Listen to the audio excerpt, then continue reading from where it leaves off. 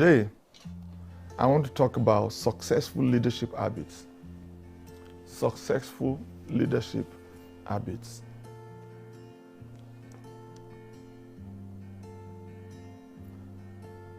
A habit is what you do impulsively.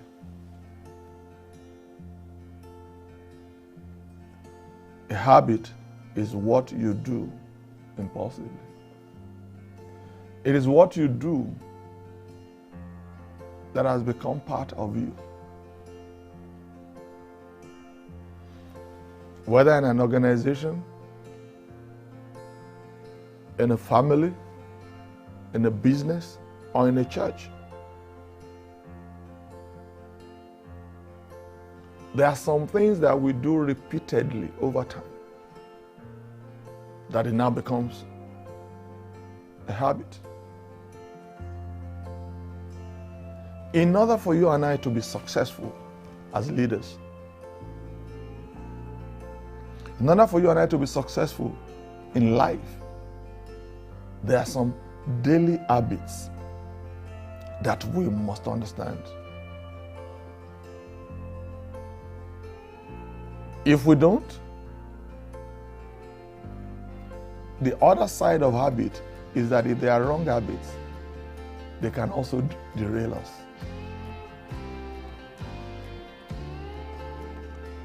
You know, Solomon was talking about a poor man, a lazy man. He said, why is it that you have not gone out to roast that which you killed? He said, can't you see that there is a lion outside? The lazy man has formed a habit of giving excuse. And even when things have been done for them or table prepared for him or her, they don't take advantage of it because they are used to giving excuses. The first one that you must understand, and these are good habits, is vision. You will see now that there's hardly anything I talk about in leadership that I don't talk about vision. Successful leaders are motivated by vision. What is a vision? It's a goal of where you intend to be in the near future.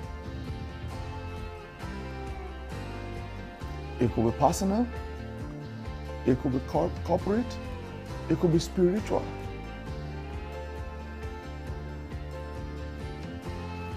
It is your goal or your vision in life that keeps you going.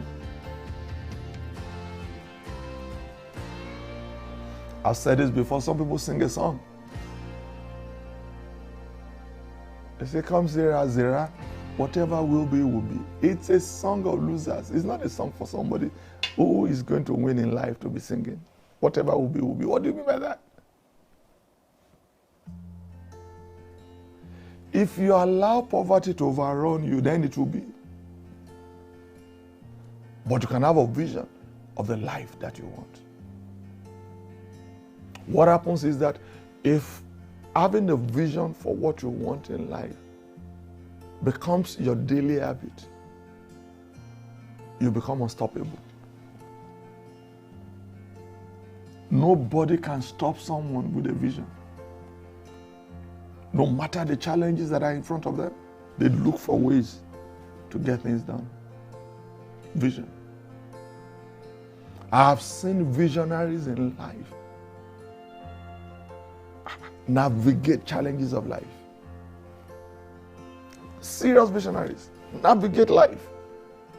And what stops many or stopped many refuses to stop them. Because these are visionaries. Many times people tell you cannot be done. Who said so? It is what you believe cannot be done that you will not be able to do. Whatever you believe you can do, you will do it with God being on your side. I repeat that. It is whatsoever you say cannot be done that will not be done. Whatever you say can be done will be done with God being on your side. Vision. The vision of God telling Abraham that he will have a child kept him going for 25 years before he had Isaac. Vision. Vision. The Bible says that the eyes did not dim, he did not grow weak. He was ready, kept on moving, kept on moving, kept on moving. Vision. Caleb said, as I was 40 years ago, so I am now. My vision is not dim. As my strength was in those days, so it is now. He said, give me this mountain. Vision. You want to follow anybody in life? Follow somebody with a vision, please. You want to marry somebody in life? Marry somebody with a vision. There are too many people not going anywhere, and they are looking for people to follow them. Please don't follow them. Jesus said to the disciples, he said, follow me and I will make you fishers of men. That's a vision. That's a vision. They followed him when they had not seen anybody become fishers of men before. When you fish, you fish. You fish for fishes. But they said, let's give this man a chance, because he has shown us something that is bigger than us. Number 2 habit of successful leaders is focus. This is the ability to stay on track. This is the ability not to sweat small stuffs. I have never seen a successful man that is not focused. They are not easily distracted. They might not pick up every phone because they know some phone calls might distract them. They know where they are going. When you are focused, you are intentional with life. When you are focused, you know what you are doing. When you are focused, you don't follow people just everywhere, anywhere, at all times. No, you know what you are doing. Many years ago, I had to come to our church members and say to them, please, I know many of you are young and you are getting married. If I come for your wedding and I officiate at the wedding on a Saturday, please don't expect me at the reception. If I come, it's okay. And even if I come, I might not stay that long. Why? Because Sunday is showtime. Sunday is church. There are thousands of people coming, watching online, waiting to hear a word from God. And I will be at the party, spraying and dancing all around the place on Saturday. Really? And then you come to church on Sunday and you're just talking jazz. And people are wondering what happened to Pastor today. Was he not prepared? Did he not pray? No. I'm talking about focus. You must know why you have been called. You must know why you are a leader of the organization. You must know where you are taking your family to. I'm talking about focus. Not just, oh, you do one business today, it's not working. You do another one tomorrow, it's not working. You do one tomorrow, and you are wasting money, and you are losing money, and you are bleeding every day. You need to be focused. You need to know what you're doing. My mom used to tell me many years ago that when you are losing weight, you need to know what you are doing with your body. You must be focused. You must be focused. If you don't like the result you are seeing, it's time for you to change your focus. Change your focus. Don't be distracted by what everybody is doing. There are some people, honestly, I just thank my mom for her investment in my life. Growing up, as far as I can remember from the age of 10, thereabout, I used to go to the market to buy things for my mom to cook at home. She gives the money. She says to me, buy this much meat, buy this much peppers, buy this much tomatoes, buy this and all that stuff. And these are the stalls that you must go to buy those things. These are my customers. She had taken me around those places. I know the people, they know me. Guess what? Usually, if you grew up in the time I grew up, When you get to the market entrance, there are many ways to the market entrance, to the market. So when you get to the market entrance, you see people doubling money, playing money. If you are not focused, the money they gave you to go and buy things to eat at home, you will say, let me just quickly double this money so that I can make some profit. You will pay for it. And some people know what I'm talking about. If you lose that money, you will pay for it.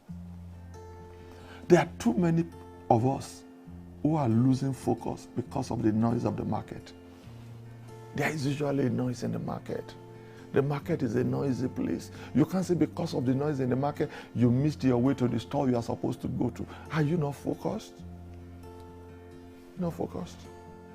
Jesus said, if your eye be single, he said your whole body will be full of light. Focused. Many times they asked him a lot of questions because they wanted to put him in trouble. Jesus knew their heart. He knew why they were asking those questions, but he was focused. He knew what he had come to do. There was a time he was hungry. They said, let's go and buy food for him. When they came back, the man said he was not hungry again. They said, what is the problem? And somebody brought you food to eat. He said, I know my food is to do the work of the one who sent me. My goodness, focus, focus. Multi-million-dollar corporations are focused. Focused. There's a man in my home country, Nigeria. Many of us know him. His name is Aliko Dangote. No matter, I've never met him one-on-one. No matter how many people talk about this man has not lost focus. He knows what he has been called to do, and he's doing it. You might not like it. You see all his trailers, all his 16-wheelers, everything all over the place. You see the cement, they are going all over the place. This man knows where he's going, and he keeps on moving. My God, my God. And there are too many of us who call ourselves leaders and Christians, and you don't even know where you're going. Losing focus every day. Crying because somebody did say it. It's time to move on. It's time to do what? To move on. Many years ago, when our church started, and people started leaving, they will come, they will leave. They will come, they will leave.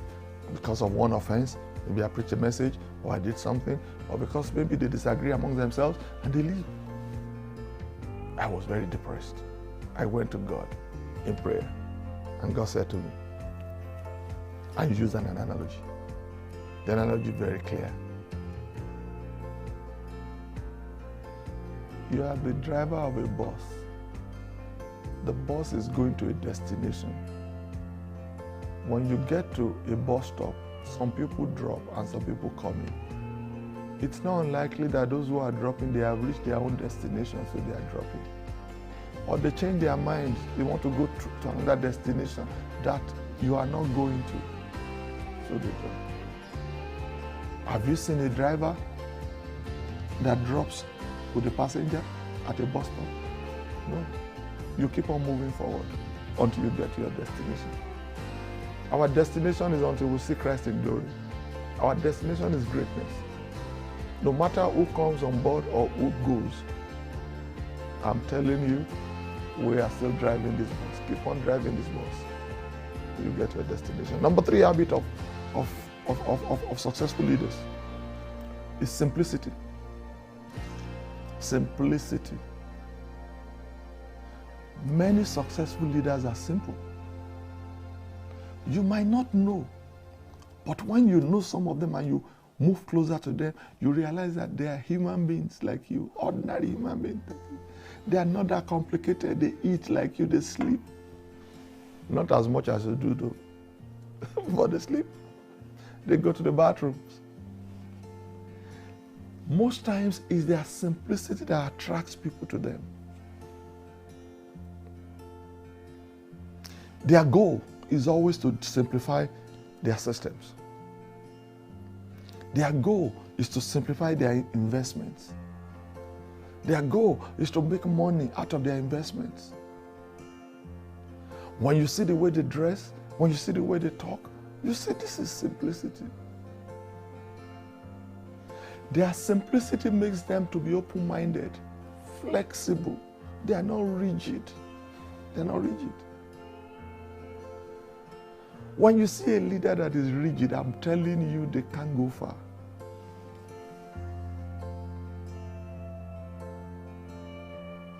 It might take a while before you meet some of these leaders. But I'm telling you, when you meet them, you'll be amazed at their simplicity. You know, one actor was describing his experience when he met the British royalty. He said he was so starstruck by them that he said, my God, this is British royalty. Then after a while, he gathered himself together and started talking. He said he soon realized that there are people like us.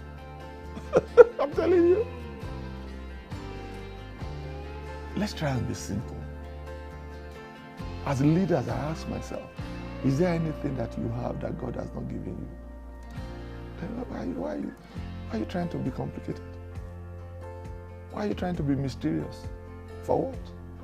Just to show people that, there's something. No, please, be simple. Jesus Christ, the greatest of all leaders, was the simplest of all.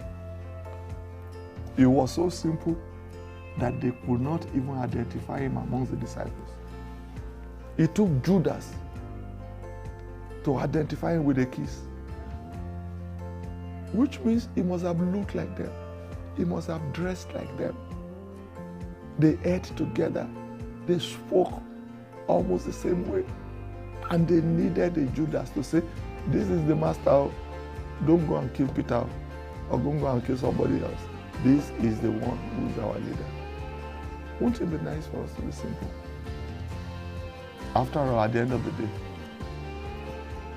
when it's time for us to go home, they can wear 1,000 suits for you. But we'll still go home anyway. Number 4, habits of successful leaders. They are very tenacious. Don't let that simplicity fool you. To be tenacious is to hold on until you break through. They are not easily broken. They are not easily discouraged, no matter how long it takes them. Today, there are too many aspiring leaders who give up too soon. They say, I don't think it's working. At times they say, can you mentor me? Then they make phone call once or twice. And maybe you are busy, you couldn't pick up before, you couldn't return the phone call. Then they take offense. Really? You don't know what you have been called to do. I'm telling you, if the heat is too much for you, get out of the kitchen. You must be ready to hold on until you break through. Tenacity. You don't need to be looking around as if you are ready to destroy people. No. You can still be simple and be tenacious. You can still be disarming and be dangerous. Some people look at some faces and they say, that guy looks so simple and therefore I'm sure he cannot hurt a fly. You are mistaken. You are mistaken. I'm telling you, it's important that every leader to succeed, you must be tenacious. Number 5, I'm talking about habits. They are self-motivated. You must be able to self-motivate yourself. I've said this many times, especially when I was teaching, on leading in difficult times. If you need people to wake you up before you go to work, there's something wrong with you. If you need people to remind you of your vision, there is something going on with you that is not right. These people, they don't need anybody to clap for them before they wake up. They don't need an alarm before they wake up. They don't need coffee before they stay awake. They are self-motivated. The vision in itself is pushing them, as my people say. It's important that you are self-motivated. This is difficult in this age and times because there are many people around you that are depressing. But if you can focus and self-motivate, there is no way that you will not get to your destination.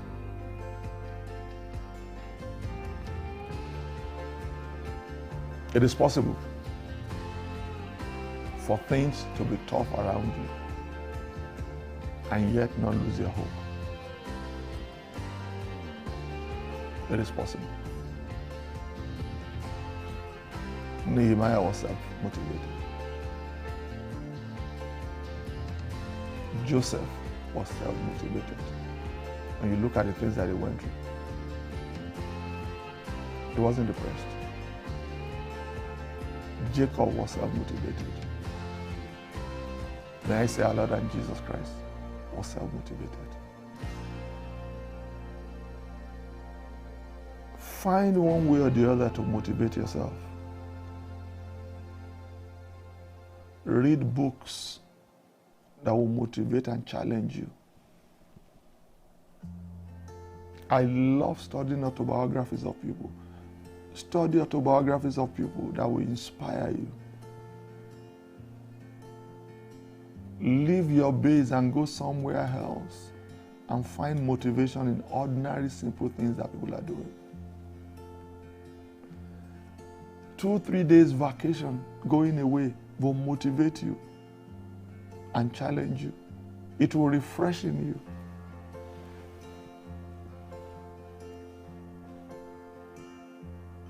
Number 6,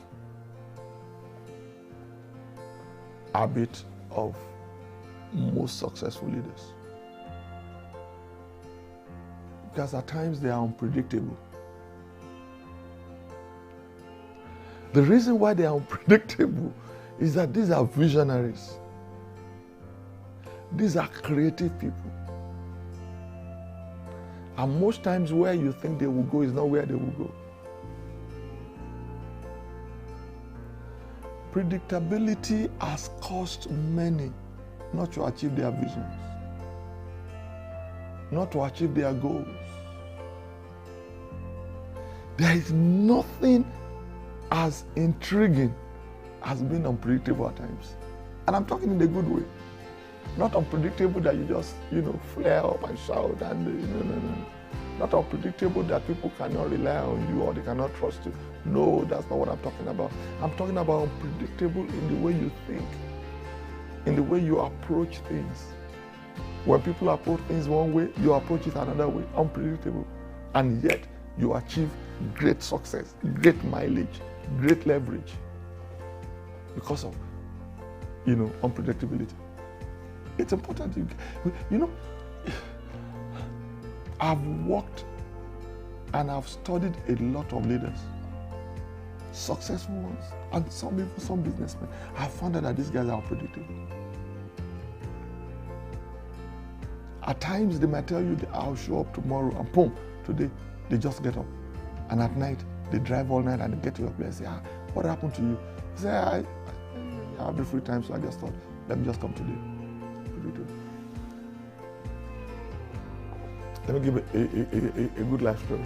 When we started our church in Baltimore, in America, Maryland, we were looking for a place of worship. And the city was new to me. I'd never been to Baltimore before. So I told a gentleman who knew the city, who has been around for a while, and we are friends. So I said, can you please drive me around Baltimore? Let me just see this place so that we can look for a place. He said, oh, I have a place that I think we can use and all that. I got to the place, I looked at the place, I said, no, I don't think this is the place. He didn't like it. And I knew, because his body language said so. But then I said, we'll get there. When we see the place, we will know. So suddenly we were passing through a particular place. And I looked at the area. I said, yeah, this is the place. He said, are you sure, Pastor? I said, yeah. I said, this is the place. He said, but we can't find any place to use here. This place, da. I said, sir, this is the place. Suddenly we passed through a building and I saw for rent, for lease. I said, please stop. I looked at the number, I wrote it down. This was in 1997. It's a long time ago, 24 years ago. He said, but that place cannot take the church. I said, that place is not for the church. That place will be the office. We'll get the church also. So we stopped by the gas station. And then we made a phone call. And the guy said, oh, I'm next door. Why don't you come? I'm here. We went there. He had a 1-bedroom apartment. We said, yeah. How much is this? He told us. I can't remember how much right now. But he told us. I said, okay, we'll rent it. That was how we signed the lease. I'm talking about unpredictability. So the issue now is, where do we get a place of worship? And we kept on looking. Suddenly we realized that there was a school behind the office that we got, which I didn't know before. And they had a hall. So we called, and the principal said, give us an appointment. I think he said we should come at 10 o'clock. We told him why we wanted the hall. We wanted to use it for a church service. He said we should come at 10 on a particular day. On that day in the morning, I called the same person. I said, sir, 8 a.m. I said, are you ready? He said, yeah. I said, let's go to the place. I want to get there at 9 or before 9, if we can. He said, but he told us to come at 10. I said, don't worry, let's go. Before 9, we must get there. He came to pick me up at home. Boom. We went to the place. We got to the place. We entered. When the guy saw us, he said, but I tell you to come at 10. I said, I'm sorry, we were just driving past. And now we're here. Unpredictability. He said, okay. We signed the contract. As soon as we finished signing the contract, and we left, we met some people coming in. And when we inquired later, we realized that he had told those people to come at 9 so that he could rent the place for them. And then if we came at 10, he would say, oh, somebody just took it over. But we came before 9 and we got it. Unpredictability. It's not every time that you stay, because as I said, you come at 10, then you get there at 10. He said, there are times you just rush along. Unpredictability. Number 7, which is my final point. I'm talking of habits of successful leadership or leaders. They are very relational. They are very relational. You can't lead people that you cannot engage in friendship. The message you just listened to is brought to you by the friends and partners to Line Crosses program. To become a partner or sponsor of this program, send us an email at info@jesushousebaltimore.org. You can also contact us at www.alphaleadershipconference.net or simply call us on 410-521-4783. And you can make your contributions at Zenith Bank PLC, Elroy Media account 101-767-5913. 101-767-5913. God bless you.